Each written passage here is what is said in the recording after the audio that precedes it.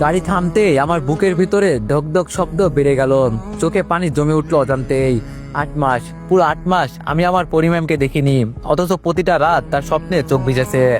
আকাশ ভাইয়ের পিছনে পিছনে হাঁটতে হাঁটতে একসময় হাসপাতালের ভিতরে ঢুকে গেলাম। করিডোরটা থমথমে, কেমন একটা ভারী নীরবতা চারিপাশে। বুকের ভিতরে কিছু একটা যেন কাটার মতো বিচ্ছে। আকাশ ভাই বললেন, ভাই এই রুমটাই আপনার ম্যামের। আমি নিঃশব্দে মাথা নেড়ে দরজার সামনে দাঁড়ালাম। হাতটা কিছুতেই উঠছে না দরজা খোলার জন্য। শরীরটা কেমন ঝিমঝিম করছে, যেন ভিতরে ভিতরে ভেঙে পড়ছি। আকাশ ভাই আস্তে করে বললেন, চলেন আমি আসি, ভয় পাবেন না। দরজাটা খুলে ফেললাম। খুলতেই চোখ গেল আমার বিছানার উপর। সাদা বিছানায় শুয়ে থাকা একটা মানুষ, চোখ বন্ধ, নিঃশব্দে নিঃশ্বাস নিচ্ছেন।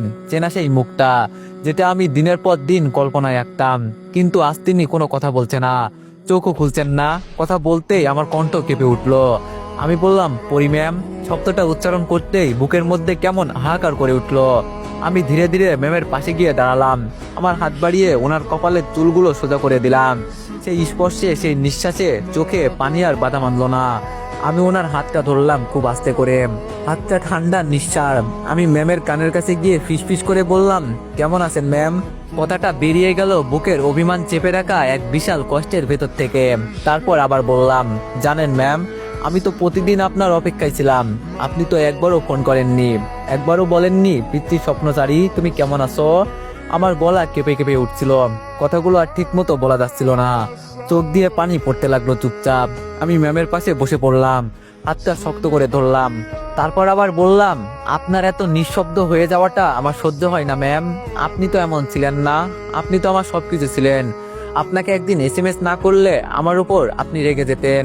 আজ কিভাবে 8 মাস আমাকে ছেড়ে থাকতে পারলেন ম্যাম, কি করে? আমি মাথাটা নিচু করে ওনার হাতের উপর রাখলাম। তারপর হাতে আলতো করে চুমু খেলাম। চোখের পানি চুপচাপ গড়িয়ে পড়ছে।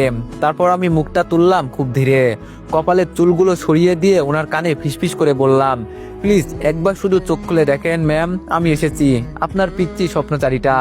কোনো সারা শব্দ নেই। আমি ওনার হাতটা দুহাতে চেপে ধরলাম এবার, আর জোরে কান্নায় ভেঙে পড়লাম। আমি যেন শ্বাস নিতে পারছি না ঠিক মতো কান্নার জন্য। হঠাৎ পিছনের ঘাড়ে কে যেন হাত দিল। পিছনে তাকিয়ে দেখি আকাশ ভাইয়া। আমি আকাশ ভাইয়াকে জড়িয়ে ধরে আরো কান্না করতে লাগলাম। উনি আমাকে সান্ত্বনা দিতে লাগলেন। তারপর উনি বললেন, ভাই এখন এখান থেকে চলেন। আমি বললাম, না ভাই, আমি ম্যামকে ছাড়া কোথাও যাব না। আকাশ বলল, ভাই বোঝার চেষ্টা করো, কোমায় থাকা রোগীর পাশে ডাক্তার এভাবে থাকা এলাও করে না। থাকলে রোগীরই সমস্যা হয়। তুমি কি চাও তোমার ম্যামের সমস্যা হোক? আমি বললাম, না, কখনোই না। আকাশ বলল, তাহলে তুমি এখন আমার সাথে চলো। আমি বললাম, কিন্তু কোথায় যাব? আকাশ বলল, আমার বাসাতে যাবাম। বলে আকাশ ভাই আমার হাত ধরে টানতে টানতে বাইরে নিয়ে এলো। ইচ্ছে না থাকা সত্ত্বেও আমি হাসপাতাল থেকে বের হয়ে আসলাম। তারপর আকাশ ভাইয়ার গাড়িতে করে আধা ঘন্টা পর একটা বিশাল বাড়ির সামনে আসলাম। মনে হয় এটাই তাদের বাসা। আকাশ ভাইয়া গাড়ি থেকে নেমে আমাকে বলল, আসো ভিতরে আসো। আমি বললাম, বাড়িটা কি আপনাদের ভাইয়া? আকাশ বলল, হ্যাঁ। বলেই বাড়ির ভিতরে প্রবেশ করলাম। বাড়িটা অনেক সুন্দর। বাড়িটার ভিতরে ঢুকতে এক অদ্ভুত প্রশান্তি লাগলো। দেয়াল ধরে সুন্দর ছবি, কারুকার্য করা আসবাবপত্র, আর এক ধরনের নীরব সৌন্দর্য চারপাশে ছড়িয়েছিল।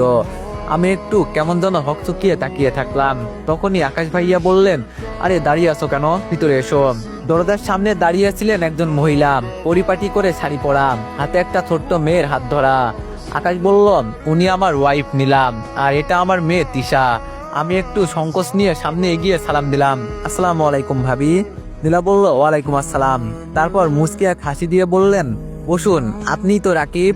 আকাশ এই কয়েকদিনে অনেক বলেছে আপনার কথা। আমি বললাম, জি আমি রাকিব। তিশা বলল, তুমি কি আব্বুর বন্ধু? আমি একটু হেসে বললাম, হ্যাঁ, আমি তোমার আব্বুর ছোট ভাইয়ের মতো বন্ধু। তিশা হেসে আমাকে হাত ধরে টানলো। তিশা বলল, তাহলে আমার সাথে খেলবা তো? আমি ক্লান্ত হেসে বললাম, এখন না পিচ্চি, পরে খেলবো, ঠিক আছে? তিশা খুশি মনে ঘরের এক কোণে খেলনা নিয়ে খেলতে বসে গেল। আমি তখন সোফায় বসলাম, কিন্তু নীলা ভাবির আচরণে কেমন যেন একটা চাপা কষ্ট টের পেলাম। নীলা ভাবি বেশিরভাগ সময় আকাশ ভাইয়ার দিকে তাকাচ্ছিল না, আর কথা বলছিল যেন খুব হিসেব করে। তারপর ভাইয়ার বাবা মায়ের সাথেও পরিচয় হয়ে নিলাম। তারপর আকাশ ভাইয়া বললেন, যাও তুমি ফ্রেশ হয়ে বিশ্রাম নাও। আমি বললাম, ওকে ভাইয়া। বলেই আমি রুমে চলে আসলাম। এসে ফ্রেশ হয়ে নিলাম। একটু পরেই আকাশ ভাইয়া রুমে আসলো। এসে বলল, এই নাও তোমার ম্যামের ফোন। আরে এটা তো সত্যিই ম্যামের ফোন। তাই আমি ভাইয়াকে জিজ্ঞেস করলাম, ভাইয়া আমাকে সব পরিষ্কার করে বলবেন, ম্যাম এখানে কি করে? আমরা তো তাকে 8 মাস আগেই দাফন করেছি। তারপর আকাশ ভাইয়া বিছানায় আমার পাশে বসে পড়ল। তারপর বলল, 8 মাস আগে আমরা সবাই দেশে গিয়েছিলাম কয়েকদিনের ছুটিতে। ছুটি শেষ যখন বিদেশে ব্যাক করার জন্য বের হই, তখন রাস্তার পাশেই যে একটা হাসপাতাল আছে তার ট্রান্সফরমার পুড়ে ব্লাস্ট হয়। আর সাথে সাথে কয়েকটা লাশ ছিটকে এসে রাস্তায় এসে পড়ে। আমরা গাড়ি থেকে নেমে এই দিক ওই দিক ছোটাছুটি করতে লাগলাম বাঁচানোর জন্য। আর তখনই আমি এই মেয়েটার বডি দেখতে পাই। মৃত ভেবে লাশটা রাস্তা থেকে সরাতে যেতেই বুঝতে পারলাম উনি এখনো জীবিত আছে। তাই ওনাকে আমাদের গাড়িতে তুলে দ্রুত ভালো হাসপাতালে নিয়ে আসি। কিন্তু ওখানেই না জবাব দিয়ে দেয় আর বলে বিদেশে নিয়ে যেতে। একটা মানুষ এভাবে মারা যাচ্ছে আর আমরা কিভাবে তাকে ফেলে চলে আসতাম। তাই তাকেও আমরা বিদেশে নিয়ে আসার জন্য ব্যবস্থা করি। তারপর থেকে মেয়েটা কোমায় চলে গেছে। 8 মাস তার কোনো সারা শব্দ নেই। খোঁজ করতে গিয়ে তার ব্যাগ থেকে ওনার কয়েকটা ছবি আর একটা মোবাইল পাই, কিন্তু মোবাইলের ডিসপ্লে নষ্ট হয়ে গিয়েছিল। তাই আমি নিজে ওটা ঠিক করাই। তারপর আপনার সাথে যোগাযোগ করি। এতক্ষণ আকাশ ভাইয়ার কথা মনোযোগ দিয়ে শুনছিলাম। তার কথা শুনে আমার চোখ দিয়ে পানি পড়ে যাচ্ছে। তারপর আমি বললাম, এত কিছু হয়ে গেল আর আমরা এতদিন ভাবতাম ম্যাম মারা গেছে। আকাশ ভাইয়া বলল, আচ্ছা নিচে আসো খাইতে। আমি বললাম, ভাইয়া আরেকটা কথা, যদি কিছু মনে না করেন তাহলে বলবো। আকাশ বলল, কোনো সমস্যা নেই, বলেন কি বলবেন। আমি বললাম, আসার পর থেকে লক্ষ্য করলাম আপনি আর ভাবি কেউ কারোর সাথে ঠিকভাবে কথা বলছেন না। আপনার আর ভাবির মধ্যে হয়তো কিছু দ্বন্দ্ব হচ্ছে। যদি সমস্যা না হয় তাহলে কি জানতে পারি প্লিজ।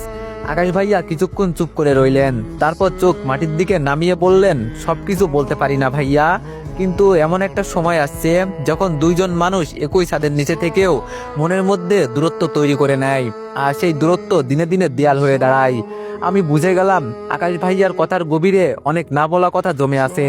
তবুও বললাম, আপনারা কি একে অপরকে ভালোবেসে বিয়ে করেছিলেন ভাইয়া? আকাশ মুখ তুলে একবার আমার দিকে তাকালেন, চোখে ক্লান্তি।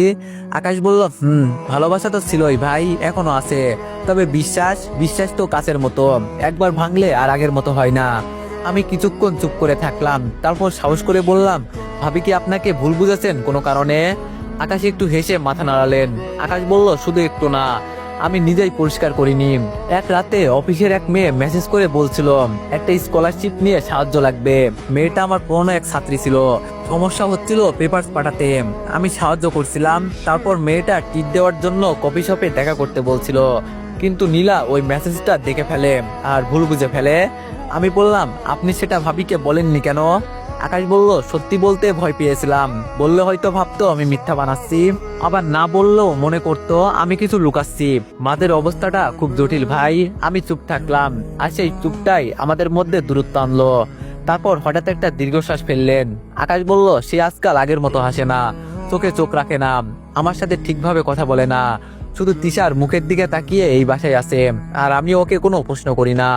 আমি কিছু বললাম না, শুধু একটা না তাকিয়ে রইলাম ভাইয়ের মুখের দিকে। তারপর ভাইয়া আবার বলল, চলো খেতে আসো। তারপর আকাশ ভাইয়া চলে গেল। আমিও কিছুক্ষণ পর খেতে বসলাম। ভাবি আমায় তুলে দিচ্ছেন, কিন্তু কোনো কথা বলছে না। খাওয়া দাওয়া শেষ করে রুমে চলে আসলাম। তারপর ভাবলাম বাসায় জানানো দরকার, তাই বাসায় ফোন দিলাম। ফোন রিসিভ করতেই, আসসালামু আলাইকুম আব্বু। আব্বু বলল, ওয়ালাইকুম আসসালাম, কেমন আছো আব্বু? আমি বললাম, ভালো আছি আব্বু, তোমরা কেমন আছো? আব্বু বলল, আমরাও ভালো আছি। পরীর দেখা পাইছিস, কেমন আছে সে? তারপর আমি ওনাদের সব কথা খুলে বললাম। তারা আমাকে ম্যামকে নিয়ে তাড়াতাড়ি দেশে ফেরার কথা বললেন। আরো কিছুক্ষণ তাদের সাথে কথা বলে ফোনটা রেখে দিলাম।